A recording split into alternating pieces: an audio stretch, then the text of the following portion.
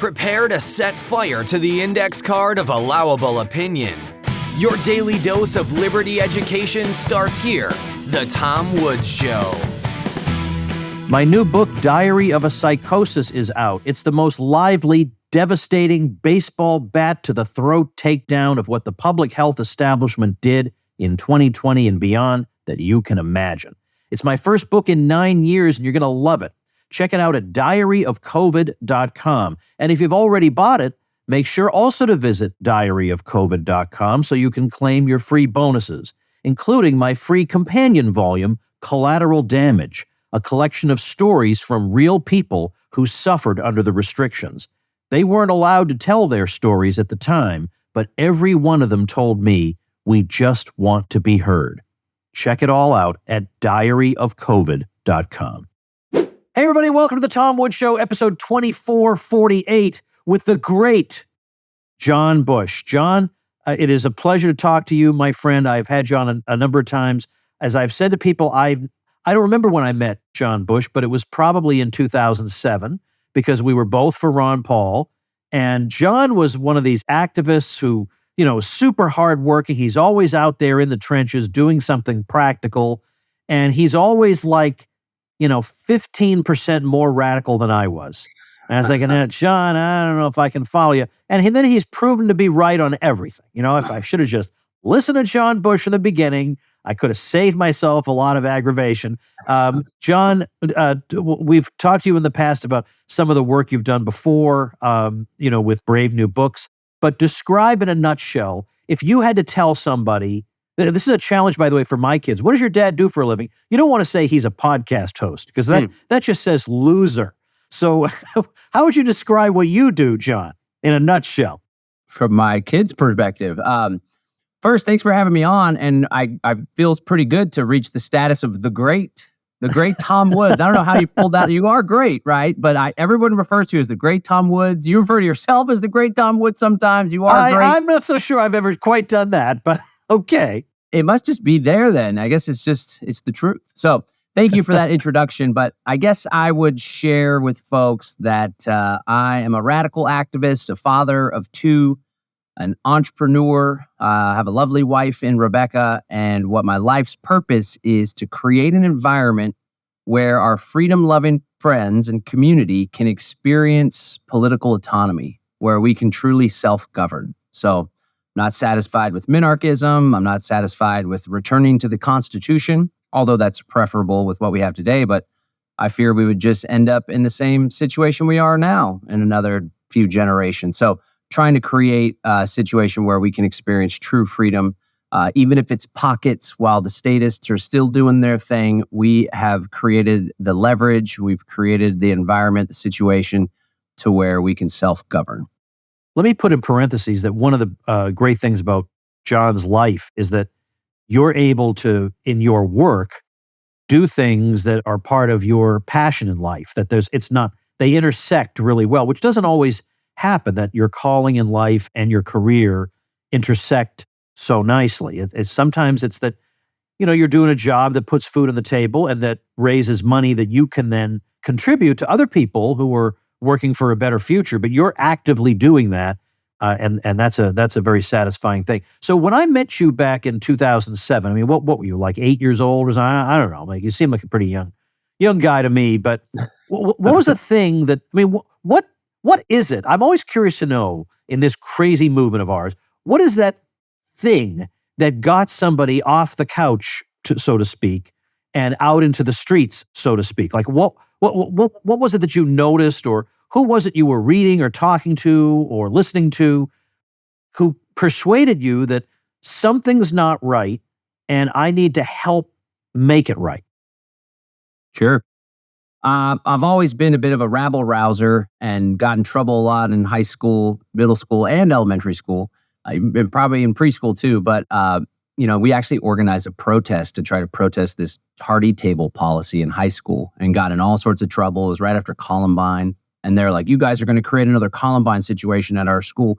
But it was just me being a rebel, maybe rebelling against my parents, but it was actually September 11th, 2001. Whatever happened on that day, that's what woke me up. I caught a documentary by Alex Jones called 9/11 Road to Tyranny on cable access in Austin. That's where he got started. He used to have a cable access show before he rose to infamy. And that was a big eye-opener. And he presented a pretty compelling case that whatever took place that day, there was intelligence agency involvement, the CIA, Mossad, whatever it may be. There goes the YouTube feed. Interestingly enough, YouTube's been scrubbed with all these classic videos and Building 7 stuff. Anyway, that's what opened my eyes and led me down a rabbit hole researching the conspiratorial view of history.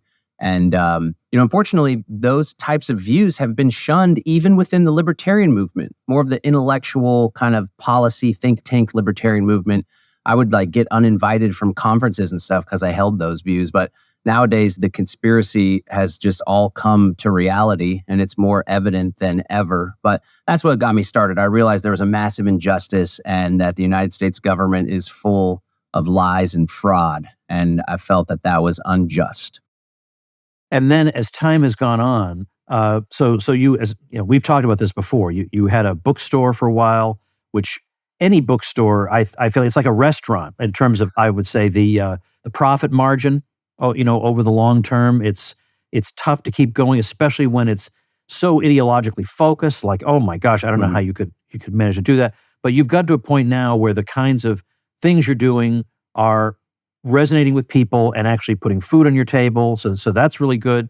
But one of the things that I associate with you is this crazy word agorism. And I know I have a bunch of people in my audience who are sympathetic to that. Of course, I'm sympathetic to it, but it can probably seem scary to people. Like, I like freedom and everything, but I don't know. I think maybe this is a little bit too dangerous for my my temperament. So can you describe it maybe in a way that might not make it seem quite so dangerous to people? Sure. So agorism or agorism, it essentially, this might sound dangerous, but I usually describe it as revolutionary market anarchism.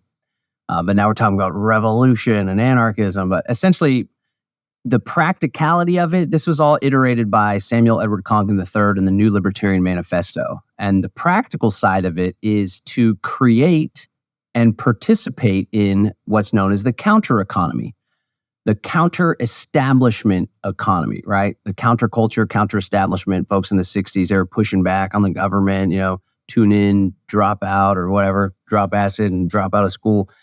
This is about counter-establishment economics. And the idea is we should participate in these alternative economies. We should trade amongst ourselves. We should trade under the table. We should build alternative systems. There's a lot of talk about parallel economy these days, parallel systems, alternative institutions. And so the idea is if we want to create greater freedom for ourselves, if we want to create a truly free society, which was Samuel Edward Conklin's goal. He came from the Libertarian Party. He had some rhetorical battles and intellectual battles with Murray Rothbard. And he really laid out like a concrete, practical strategy for getting from here to there. There's a lot of libertarians and a lot of the movement were philosophizing about what a free society might look like and how would we make decisions and what about if there's a problem with justice or dispute resolution organization. It's all speculating. Samuel Edward Conklin said we should go experiment with actually building this thing. So part of it is, disobeying unjust laws. But one thing that I've kind of synthesized, because at Live Free Academy, my company, I learned early on that a large majority of our audience is older than I am, boomers, seniors, and a lot of people have worked their butts off their entire lives. And so there's some young radical and folks even younger than I am that have less to lose, that they're like total agorists, like outside the system. But I recognize there's a lot of people that have assets. They have a mortgage. They have a 401k, an IRA. They have kids in a school or private school or whatever. And they don't want to put that at risk. That's how I kind of developed this inside-outside game I'd love to tell you about, where we can, use caution. We don't have to put ourselves at unnecessary risk, but we can prepare ourselves for what's to come and the day where we may find ourselves forced to completely exit the system. And I think it's important that we have kind of a foundation laid for ourselves in order to do that. I've gone back and forth about whether politics can be helpful to us or not, whether in an extremely unusual situation like a Ron Paul, which is, who knows how many times likely to be repeated, I think not that many, can play a kind of educational role. But at the same time, I feel like opting out of politics altogether just turns, I know I'm just telling you arguments you hear all the time, but, that's not a completely dumb argument. It just turns the whole realm of the state over to really, really terrible sociopaths. And I would at least like to have some kind of defensive posture in there to protect against that. Are you saying that that's not a good use of my resources? When I learned about anarchism and saw that politics, kind of was a farce, I used to have like this air of superiority, like I'm the smart anarchist and you guys are the statists. But I came to realize, as far as like libertarian strategy goes, which is very important to talk about, right? People should just do what feels best for them and what they're best at, what fulfills them. But I will say, I believe that there are enough of us already where if we shifted our strategy to this whole exit and build thing, exiting the system, building alternatives, I do think that we could experience liberty in our lifetime. The challenge with politics, while it is positive and beneficial, obviously, to have a Thomas Massey in office, and Ron Paul more so because he was terrible. He was a terrible legislator. He never really got very many bills passed, right? But he most definitely ignited a liberty movement, which brought us together, which brought all these people together, which sowed so many seeds of freedom. But I believe that the problem with politics is, yes, it's beneficial to have a defensive posture to slow the growth of tyranny, but ultimately it's the institution of the state which is leading to all of these problems. And while there may be value in slowing that down, trying to make government just a little bit more tolerable, ultimately, if we don't do the work to create the alternative means of social organization, the alternative means of fulfilling our wants and needs that's built upon voluntary, decentralized, consensual means, as opposed to coercive, corrupt, centralized institutions. If we don't build this escape raft, this lifeboat, for example, then we'll forever be caught in the vicious cycle of politics where even if our guys get in power, power corrupts absolutely. So kudos to the folks that are trying to reform the system. Something that comes to mind too is people are like, well, should we go into ISIS and reform ISIS? Like that would help things, right? Anyway, if we create this alternative, I think that not only could it help our community to experience freedom, but finally we could show the masses that there's another way to organize ourselves as a group of human beings that doesn't involve coercion, that doesn't involve centralization. And ultimately, I think that'll get us closer to fulfilling and to being, close to our inherent freedom that we all are born with. Folks, it's time once again for the story of Bad Luck Ichabod. Poor Bad Luck Ichabod. He was smart enough to know he should own some gold. But that's where the smartness ended, my friends. That's where it ended. Because it sat there and sat there. But old Woods here was smart enough not just to buy gold, but also to open an account with monetary metals. Old Woods earns interest on his gold, paid in gold. What's the advantage of letting your gold just sit there, as Bad Luck Ichabod does, when you can be earning up to 5% in Monetary Metals gold leasing program or double-digit returns in their gold bonds if you're an accredited investor? And it really is true. I've put my money, my gold, where my mouth is, and opened an account with Monetary Metals, an account I've had for about 2 years now. It's time for you to do the same. Join me and our old friend Jeff Deist as we lead an honest money revolution that starts by opening an account at Monetary Metals today. Go to monetary-metals.com/woods to learn more. That's monetary-metals.com/woods. Well, I can certainly understand frustration with people who think once we are victorious politically, then from that vantage point, having the power of the state behind us, we can then try and fix all the problems. Whereas, that may never happen. That day may never come. If it does come, then our efforts will not have been wasted in the meantime.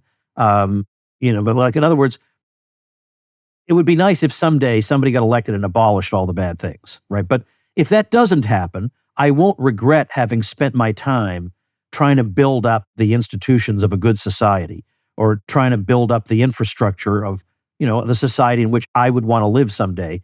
That's still a good use of my time.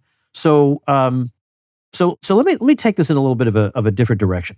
As somebody who's been around a while, who's been an activist for a while, when you look around at what we face today, what do you think are what are the big threats we have to really watch out for? I mean, obviously, we've seen that big pharma in collusion with the government can yield us things like those mandates that everybody get the shot, stuff like that. Obviously, that's one thing we need to be aware of. What are some others? Sure. One last note, though, to finalize that last thought. What we're advocating for doesn't necessarily require the entire smashing of the state or dissolution of the state. I think, practically speaking, that may never happen. As you said, there's people that just are comfortable in their servitude, and the thought of the personal responsibility that comes with true freedom frightens them to death. They don't want it. We saw that at 10x when it comes to all the COVID stuff and all this weird woke stuff. But we're trying to carve out pockets of freedom in a practical way, out in the country, maybe out in Mexico. We're here in Central Texas. The Free State Project's got some cool stuff going on, and they are leveraging politics successfully. But I think, practically speaking, what we're trying to, the statists, the people that prefer to be governed by their inferiors, can do that.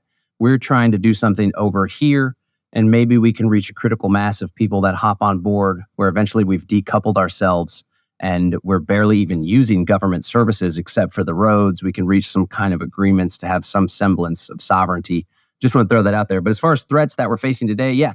So there's the traditional tyranny. That's what I grew up worrying about, right? Taxation, the police state, the NSA, and surveillance. But what I believe the biggest threat we're facing now is this concept of technocracy, which essentially is like shifting government away from rule by politicians, which isn't optimal in the first place, to rule by this scientific dictatorship. And of course, the World Economic Forum, the United Nations and their Sustainable Development Goals, they're very much pushing for this. Essentially, it looks like a panopticon society, total surveillance, and there's 4 pieces of technology that this predator class is really trying to push, and that's central bank digital currencies, huge concern. And you have people like Donald Trump saying, I think Vivek Ramaswamy got in his ear, but saying that he won't allow that if he's president. But he's the guy that's behind Operation Warp Speed. He grew the swamp, grew the debt, had all sorts of authoritarian measures. He's better than Biden, but nonetheless.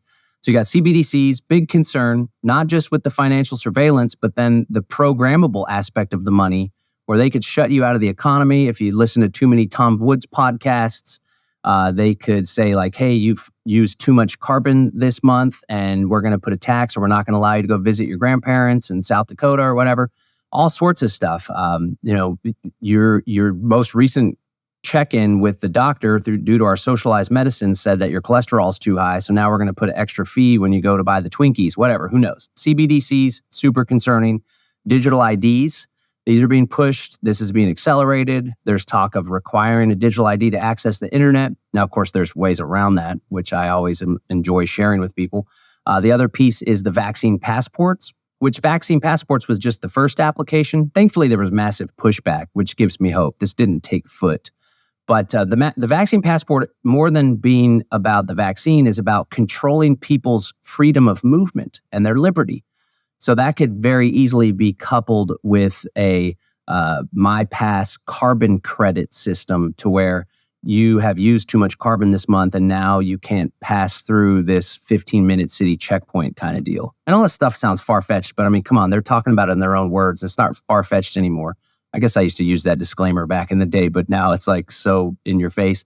And then the final piece is the social credit score, which is a big concern. So it's like tracking everything you say online, tracking how woke you are, your carbon score, all this nonsense. These 4 pieces of technology, I believe, will be joined together to create a pretty nightmarish dystopian future.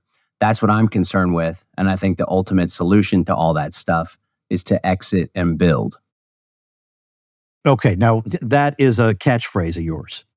I think we can probably speculate on what that means, but exit and build is can mean literally exiting, like physically where you live and going out into the countryside and building something new. And I know that is something that you've talked about, but it doesn't necessarily have to mean something quite so disruptive, because I will be honest with you, John, that holds no appeal for me whatsoever. I would never want to do that. So how can you express exit and build in a way that would be appealing to a guy like me who, sorry, but he rather likes his existing comforts? He likes the Mortons. I do. Everybody likes to have a steak at Morton's. Yeah, and a good except show. my vegan listeners. There you go. And they won't like that. But so exit and build. Actually, Derek Broze coined the term in his book, How to Opt Out of the Technocratic State. You had him on to talk about that book in the past.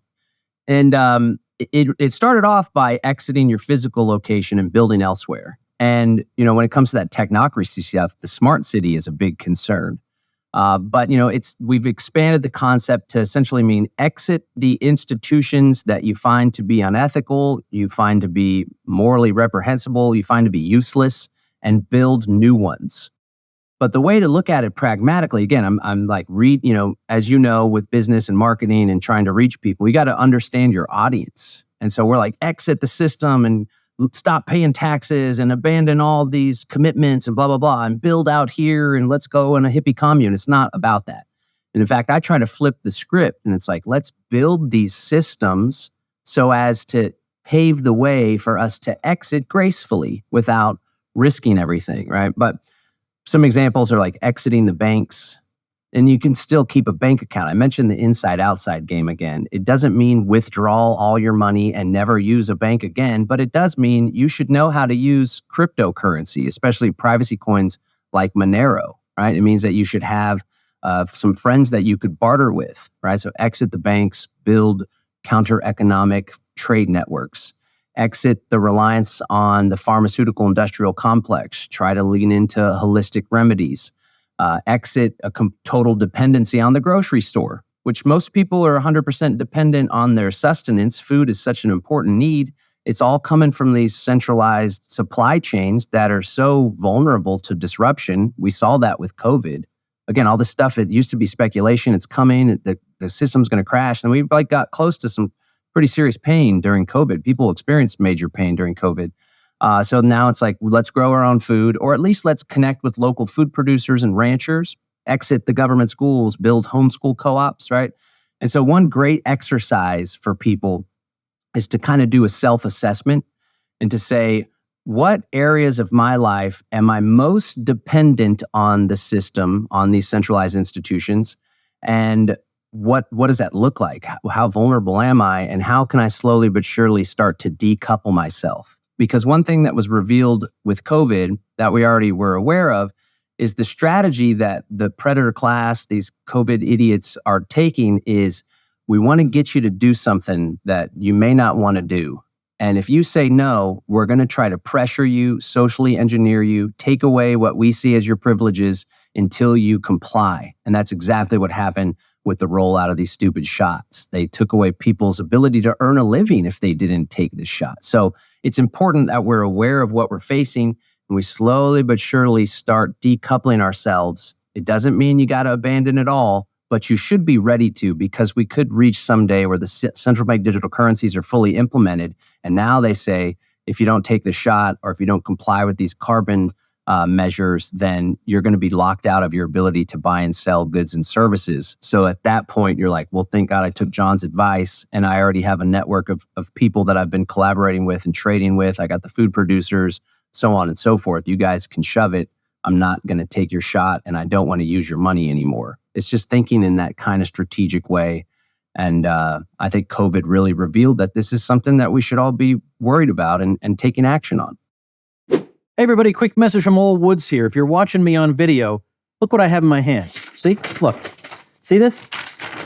This is my 16-page print newsletter, the Tom Woods Elite Letter, that I mail in the physical mail to people who support the Tom Woods Show. That's one of the 800 zillion benefits you get as a supporter of the Tom Woods Show. And it's 100 octane woods. Now, don't write to me and say, well, that's actually not the correct usage of octane. Shut up. You know what I mean.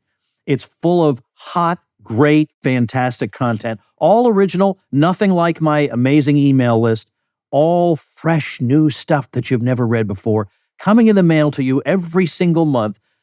Isn't it nice every once in a while to read something not on a godforsaken screen? And is there any other content creator out there sending you a physical newsletter in the mail? I think the question more or less answers itself. But as a member of the Tom Woods Supporting Listeners program, you also get invites to my Christmas party every year and also to my murder mystery dinner parties that I hold all over the United States. Everybody else has to pay hundreds of dollars to attend those, but not you, smart supporter. You get in for free. Not to mention you get to join the Tom Woods Show Elite, where you can talk in my no censorship group to other normal people. Plus you get transcripts of all the interviews I do and so many other goodies you're going to feel like a kid in a candy store. So how do you get all these goodies, including, look at this thing. Look at this thing. Look, 16 pages. Look at this thing, all right? You get that every single month in your mailbox. How do you get all this stuff? Supportinglisteners.com. You've been thinking, maybe I should do that, right? Today's the day. I am the voice of that angel, the good, the good one that's telling you to do good things. That's me right now. So head over to supportinglisteners.com, be a part of the greatest community in the world, get more goodies than anybody's given you in the world, as well as my profound thanks. John, did you happen to see that poll where they asked several different demographics, but the most interesting one was Ivy League graduates? So, brace yourself. They asked these people, would you support rationing food, gas, and some third thing if in order to fight climate change? And John, it's 89% yes. Wow. Now, granted, some of these Ivy League graduates are the most conformist people in the world. Yeah. They have got to be perceived as being on the correct side. So maybe some of them are saying what they think the pollster wants them to hear. Yep. Which goes to show they're completely tone deaf, because this was not a pollster that wanted to hear that. But 89%. So, but at least a chunk of these people are being sincere. So this is not some weird fantasy that you and I dreamed up, that at some point they might try to do this. You ask them, and that is what they want to do. They're not trying to hide this. That is what they want to do.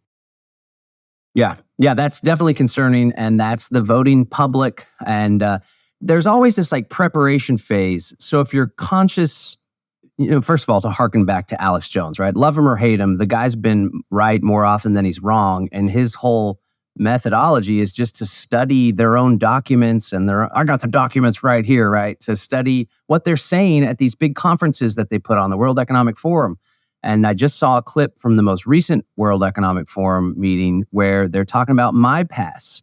And they're like, we are not very far off from being able to have, everyone has a personal carbon allowance, PCA, personal carbon allowance.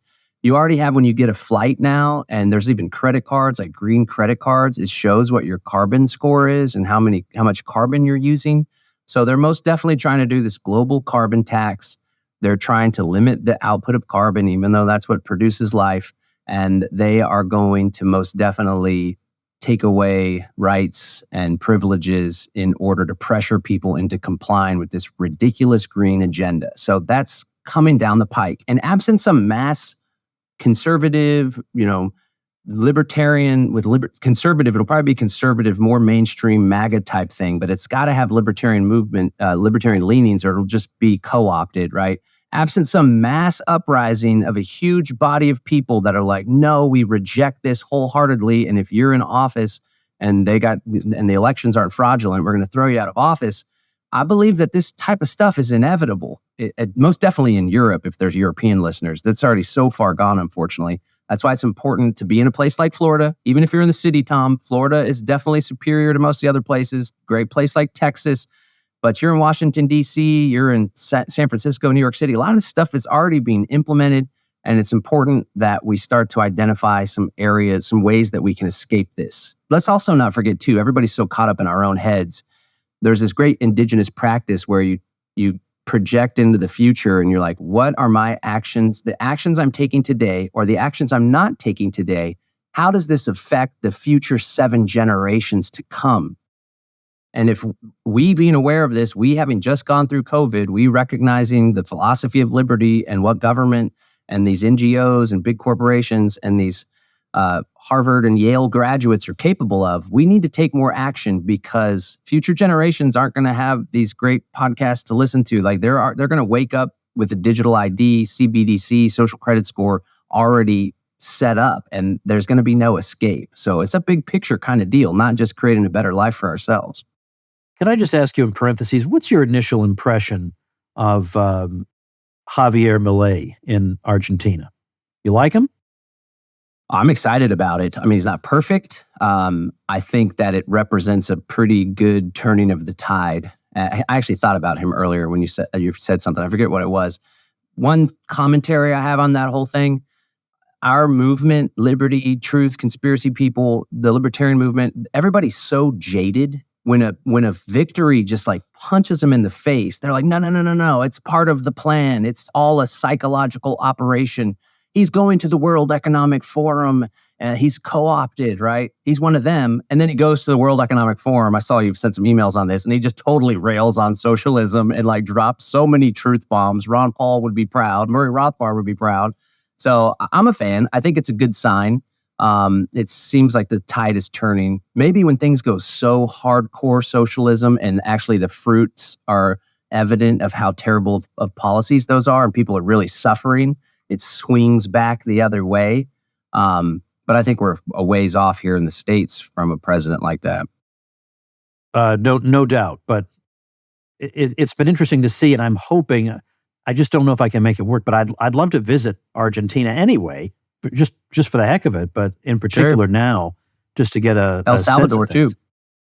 Yes, indeed. Yep. So I'd just like to get a sense of things. So, I thought about this topic because I've done episodes on the Tom Woods Show before on Sam Konkin and his ideas in the past. And then I saw that you had done like a big presentation on this to your audience that you have built laboriously over the years. And I thought, I wonder, I think there are probably people interested in this now who feel like, I've tried every strategy there is, and I've sent in campaign contributions, and I've voted, and I've done all this. And, maybe it's made some, minor changes along the edges, but it's not generating the kind of genuinely life-changing kind of changes I'd like to see made. So I thought, let's talk to old John Bush and even, have you make that same presentation to my people.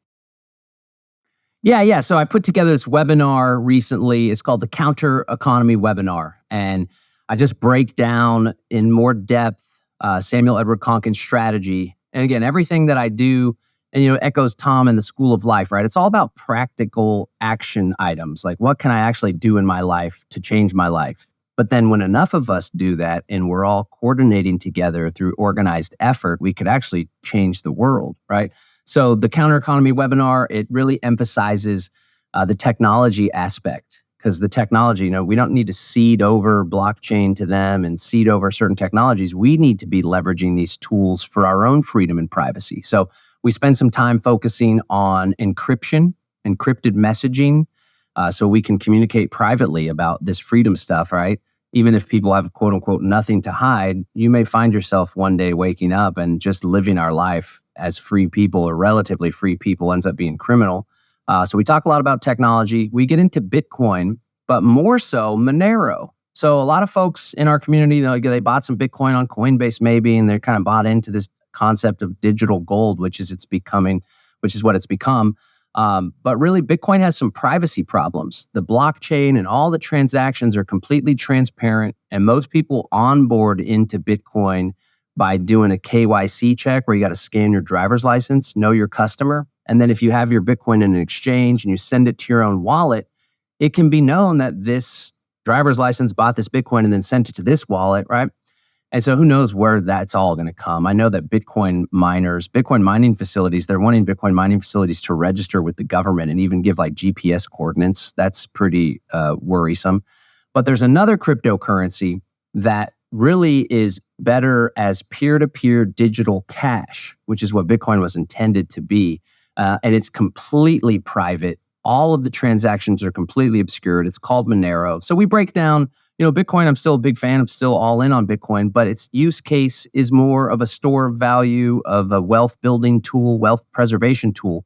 In order to use cryptocurrency for online purchases, even as the CBDCs get rolled out, I think Monero is a huge piece of it.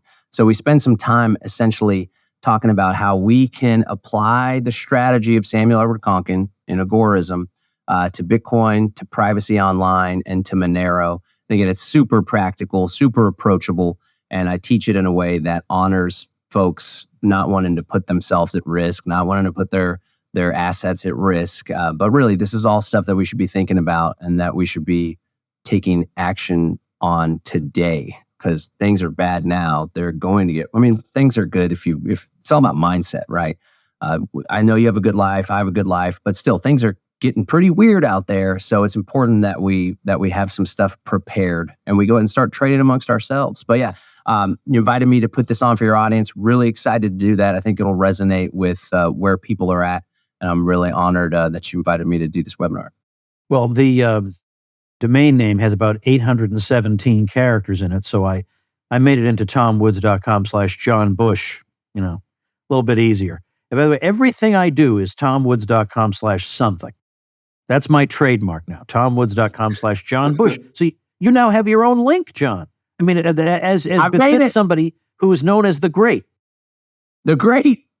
Your website should be thegreattomwoods.com.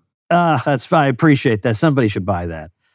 So, I've talked to people like Derek and a guy who at least is known as Gabriel Custodiet about privacy. And sometimes the things that they're asking of me seem to just be beyond my abilities to do. So, for instance, to be your best friend, John, do I have to take all my money out of the bank? Like, do I have to unbank myself? Is that a requirement, or can we be friends even if I don't do that? No, I still have a bank. I accept credit cards for multiple businesses. I'm trying to build wealth.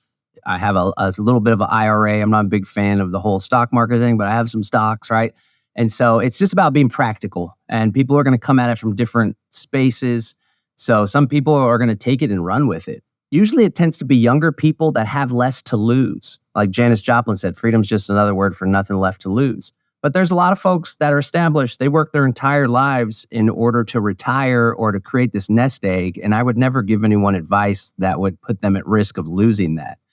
But what I'm trying to teach is this practical inside-outside strategy. Keep one foot inside the system. You got the bank account, whatever, healthcare, whatever is working. A lot of people are receiving Social Security. I'm very concerned for people that are living in our freedom movement that are living entirely on Social Security, because that's most definitely going to be used as a string in order to manipulate people. But you got one foot on the inside, and then you start to build out the outside, the exit plan. So keep the money in the bank if you wish, but understand that you don't have control over that money, and it's not actually your money. And they limit. I just heard somebody couldn't withdraw, but only under $3,000 at a bank in the United States of America.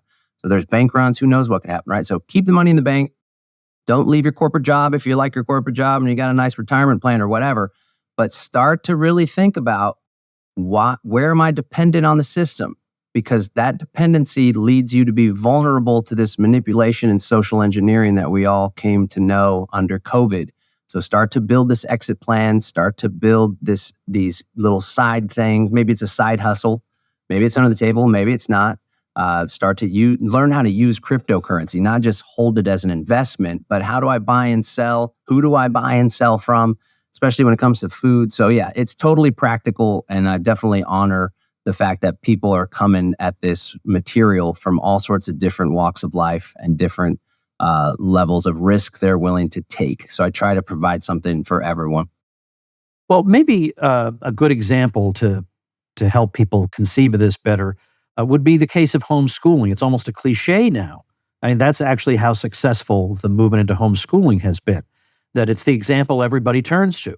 That's an example of something a large number of people decided to do, and it got to the point where there was just no political way of stopping it. It's true, some states have more onerous requirements than others, but generally you can do it pretty much anywhere at this point. So that's an example of, we did not overthrow the government school system.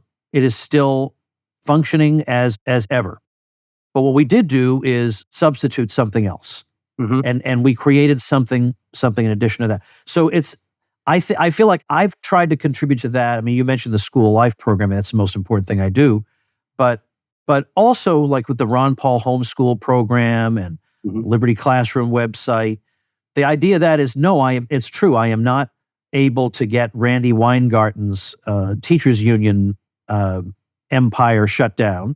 And I am not able to do anything to reform the history department at Yale University.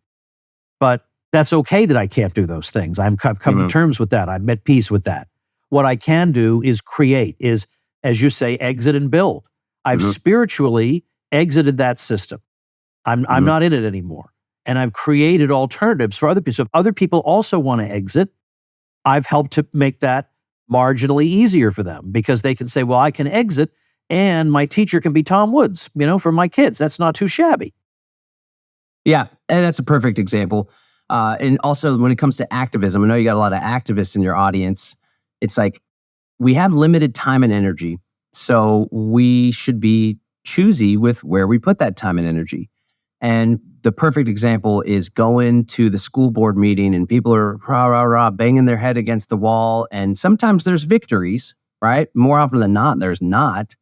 But if you could take that energy and put it into creating the alternative, you could essentially decouple yourselves to where those institutions are less relevant over your life. So yeah, totally practical speaking. And again, the big picture thing is if we don't build these alternatives, if we don't have the alternative curriculums, we don't have the homeschool co-ops, if we don't have the food co-ops, if we don't have an economic trade amongst ourselves that's outside the system, alternative currencies, whatever it may be, ideally a little bit of all of those things. If we don't build this out, then we're forever going to be playing catch up and all of our energy will simply be slowing the growth of tyranny as opposed to creating the systems that are necessary, in my view, to experience true freedom, not just for ourselves in the present moment, but for the future generations yet to be born. By the way, I think what you just said is extremely important, that very often we're in this mode where we're reacting to what other people are doing to us.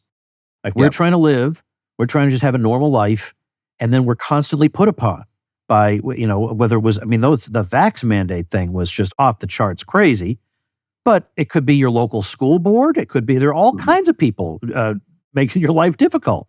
And you can spend your life just putting out every single one of those fires, or and now there's nothing wrong with putting out fires, but you're never going to build a house if all you do is put out fires. And so the John Bush strategy is build something instead of just putting out fires. So go to John's thing. I'm going to be there, tomwoods.com/John Bush. And let's talk about things we can do, like real here and now, practical things, not theory, not things we could do 500 years from now, but practical things we can do right now because as I keep saying, we've written a lot of articles, we've written a lot of books, and I'm not against that. That would be crazy self-sabotage for me to say, don't read books. That's half of what I do.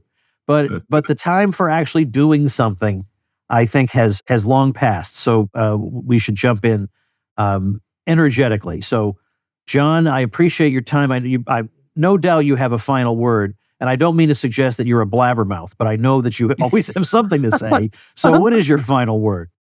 Let me think of something clever real quick. No, just to echo, like you were saying, it's critical if we want to create better lives for ourselves, and also part of this activism thing we're a part of, that we focus our energy on proactive endeavors instead of, like you were saying, being reactive. Because when we're reactive, we're playing the enemy's game. When we're proactive, we're charting our own course. I know you did some work on goal setting recently, so let's come up with personal exit and build goals where we can slowly but surely decouple. Let's come up with collective goals as a community or a freedom cell, right? And when we do so, then we're in charge of our own destiny. I always encourage people to act like a horse with blinders on. So you got the latest controversy here, the school board's doing this now, and everybody's just so distracted and social media is overwhelming. And it's like our attention is going where other people want it to go, not where we have predetermined where we want it to go, because we have a plan. We have goals, and we've mapped out a strategy on how we can improve our lives to become more free, more prosperous, more healthy, to have better relationships with our family and friends, right? So you got to be real conscious about the life design that you want, and you got to focus on that. That doesn't mean if there's a big, like obviously if the house is on fire, we need to put the fire out. But like you said, we're never going to build our house if we're always putting fires out. So try to be proactive as possible and not getting distracted and pulled and yanked around here and there, because that's what the enemies of freedom, they want. They want you to be distracted on the latest controversy as opposed to building a good life for yourself. So thanks so much for having me on to share all that, and I appreciate all the work that you're always doing, Tom. Keep it up. Good man, John. By the way, John is a guy, you can attest to this, that when I'm puzzling about something, I've got some whether it's a business issue or whatever, I frequently try to get John's opinion. Right? I was chasing you down last week. Look, I just need 5 minutes of your time. I want to run something by you. Yeah. And then I finally did get you on the phone, and then we ended up saying, "Well, I have you on the show." So I'm glad we did that. So, John, thanks so much. Check that out. I'll be on this little session with John. He's full of ideas. You'll like a lot of them. So check it out, tomwoods.com/John Bush. And John, thank you so much, and thank you, ladies and gentlemen. Become a smarter libertarian in just 30 minutes a day. Visit tomwoods.com to subscribe to the show for free, and we'll see you next time. Like the sound of The Tom Woods Show? My audio production is provided by Podsworth Media. Check them out at podsworth.com.